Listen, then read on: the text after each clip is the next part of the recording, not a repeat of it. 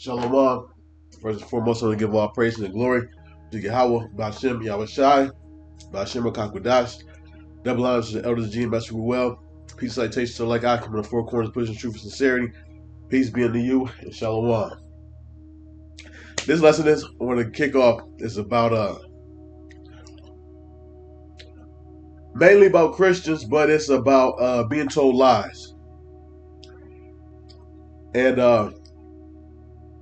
that's what Christianity teaches you. It teaches you lies, and it attracts people that like to hear lies. You know, it's a hard pill to swallow when you come to find out that your transgender daughter is about to be put to death if she don't get right when the nuclear missiles come. Or that your son is an Edomite because you had a child with an Edomite man. And God hates your child, and he's going to be killed and destroyed. It's a hard pill to swallow when you wake up in the truth and you find that out. So what do you tend to believe? God loves everybody. Especially if, you have intentions of being a swirler and have intentions to sleep with a white man and have his children. You don't want to, who wants to give birth to a child that God hates? So you either have to not do it, or you got to believe that, hey, he loves everybody. And he does it. You read the scriptures over and over. Nowhere do you get that God loves everybody. John 3:16 is very, very twisted on how Christians break it down.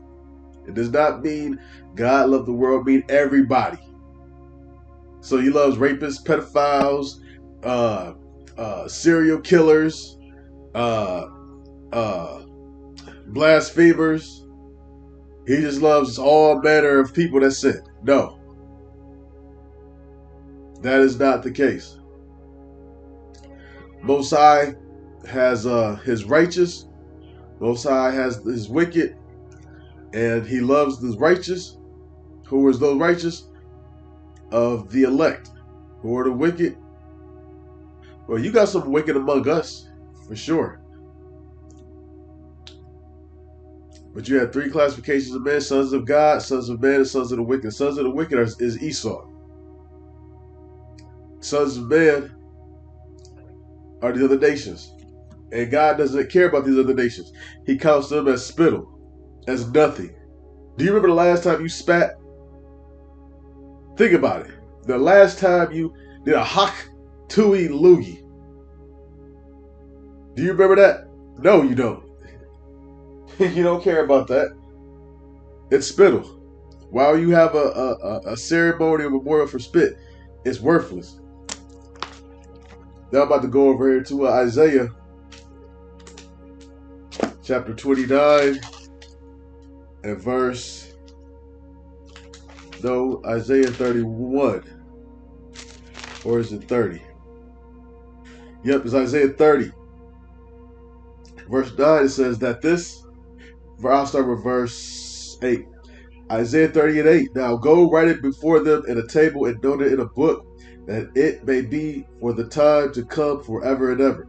That this is a rebellious people, lying children that will not hear the law of Yahweh. Why? Because it condemns them and cuts them.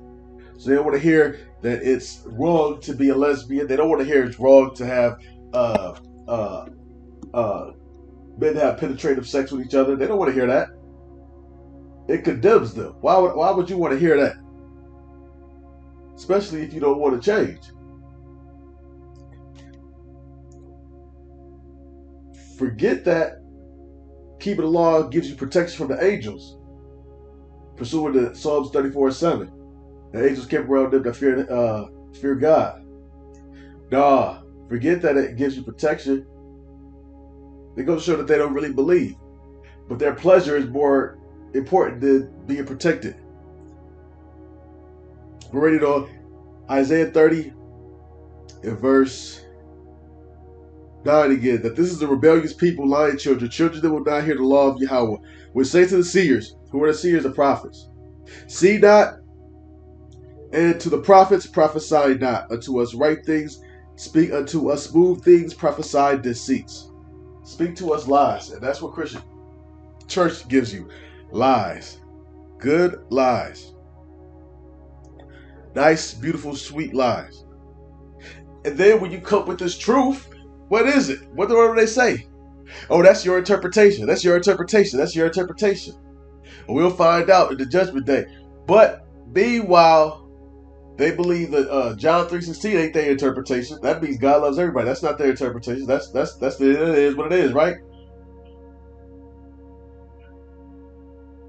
They believe all manners of stuff like this.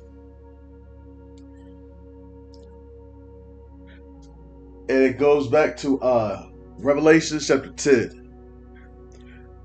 Where, let me grab it. Revelations chapter 10 and verse 9. Start with verse 8. Revelations 10 and 8. And the voice which I heard from heaven spake unto me again, and said, Go and take the little book which is open in the hand of the angel which standeth upon the sea and upon the earth. And I went unto the angel, and said unto him, Give me the little book. And he said unto me, Take it, and eat it up, and it shall make thy belly bitter, but it shall be in thy mouth sweet as honey. And I took the little book out of the angel's hand, and ate it up, and it was in my mouth sweet as honey. And as soon as I had eaten it, my belly was bitter. Verse 11, and he said unto me, Thou must prophesy again before many peoples, nations, and tongues, and kings. So, he had to eat the little book. The point is that it was sweet and bitter at the same time. Christianity only wants the sweet part. They don't want the bitter part. They like to believe, Christians like to believe the sweet part, the stuff. Anything about a man can have sex with a 15-year-old or 14-year-old if she's past her menstrual cycle. They don't want to hear that. That's they've been raised by Babylon to believe that that's wrong, and they don't want to hear it. But a man's supposed to be a leader. Oh, they don't believe that. That's not their interpretation. That is what it is. You know, so they don't want to hear. They want to pick and choose. And the things that they like to pick and choose are things that they like in the Bible. Oh, it was written by a man. That was written by a man. Okay, all right. So the Bible's written by a man. But you believe other stuff over here. You pick and choose what you want to believe. Now, here's the question to ask. What in the Bible do you not like that you believe? What in the Bible do you not like that you believe? Yeah, I don't really like that, but I believe that that's true and that God wrote that. Everything that man that you don't like about the Bible, you don't believe it. You don't like the fact that women can't sleep with women, men can't sleep with men. All right, you don't like it, but do you believe it? They're going to say no. They don't like it and they don't believe it. Everything that they do not like about the Bible, it could be something as simple as women are supposed to obey their husbands. Oh, that man wrote that. Why do they say man wrote that? Because they don't like it. Anything that they don't like, man wrote it. That's why I asked them, what in the Bible that you don't like, that you believe that was inspired by God? So that's how they pick and choose. This is why the Christian church is so damn fucking splintered. Man, man, sometimes you gotta be happy that the Most High didn't put you under that spell or keep you under that spell of Christianity for those who was delivered from that.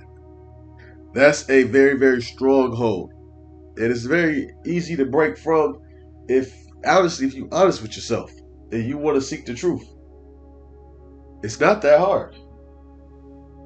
But, however, if you want to hear lies, prophecies to a lies, what if you about to graduate in a year You know, let's say you about to graduate in a year, and you're finding out the world's about to be destroyed, and you have plans for the next 10, 20, 30, 40 years. You ain't trying to hear that.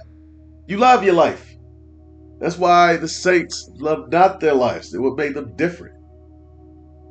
They didn't want to be part of this society that they know rejects and rejects them and neglects them.